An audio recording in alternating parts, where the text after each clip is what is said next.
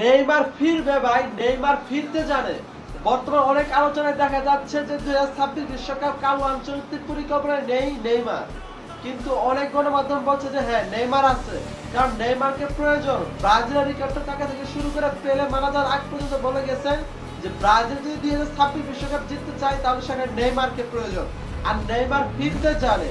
2014 সালের পর যখন সবাই ভেবেছিল যে এই ছেলে হয়তো বা শেষ, এই প্লেয়ার উঠে আসতে পারবে না, সেখান থেকে কিন্তু নেইমার ব্যাক করছে।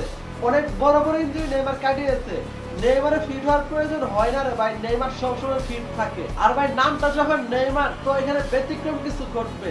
এমনকি নেইমার ফিরে আসবে, এমনকি নেইমার 2026 বিশ্বকাপ খেলবে, এমন জয় করবে।